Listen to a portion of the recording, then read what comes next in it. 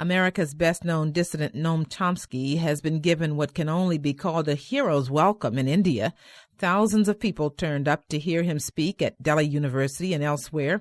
Noam Chomsky will also address public gatherings in Madras in southern India and Calcutta, where he will be the guest of the West Bengal government. Sputnik Kalambi caught up with him in Delhi. He expressed his thoughts about the significance of September 11th. I mean, the most fundamentalist Muslim state in the world is Saudi Arabia, which has been a U.S. client from its origins. The most populous Muslim state is Indonesia, which has been a favored U.S. client ever since 1965. They carried out a huge massacre of hundreds of thousands of landless peasants. And one of the great enemies of the United States has been the Catholic Church. In the 1980s, the wars in Central America were to a significant extent wars against the Latin American church, which had adopted the preferential option for the poor, and that can't be tolerated. In fact, Western atrocities are ecumenical. They attack anybody who's in the way. So what do you think the U.S. is trying to achieve through this 4 weeks of sustained, it's becoming almost carpet bombing of Afghanistan? It didn't want Security Council approbation or endorsement. It doesn't even want the extradition of Osama bin Laden, do you think? Well, I think it does not.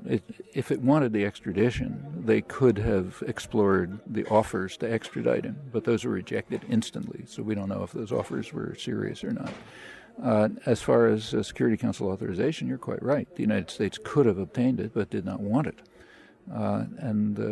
What it's trying to obtain, I suppose we have to speculate. We don't have internal documents, but I suspect it's the usual. There's a main principle of statecraft. It's called maintaining credibility. That means ensuring that people are afraid of you.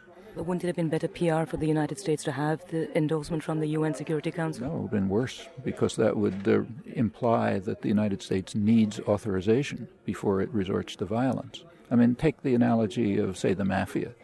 I mean, suppose some mafia don controls some region and somebody doesn't pay protection money. The mafia don doesn't go to the court and ask for a court order. That's not the way you do it. He wants to demonstrate that I have the power to enforce this myself, and I'll enforce it violently, so others will understand that they'd better watch out. Now, this was the main official reason given for the bombing of Serbia, the official reason. And it is a constant principle. If you really want to dominate the world or a region or a family for that matter, you want to make sure that people understand that you have force and you will use it when you choose, not when somebody authorizes you to. How successful do you think the States has been in manufacturing public consent over this war? In the United States? In the United States, it's a very mixed story, contrary to what you read in the headlines. There's a lot of anguish and fear and concern and so on, just perfectly natural, a lot of anger. On the other hand, probably a majority of the population is opposed to actions which would harm innocent civilians. Now, they don't know that it's happening. It's very hard to discover what's happening to Afghans. It's not reported.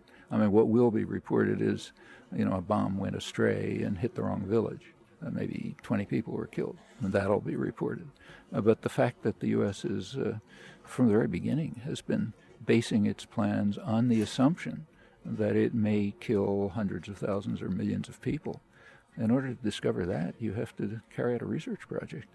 Because the press simply doesn't report it. I mean, it does, little bits and pieces of it are reported, but not enough for people to understand.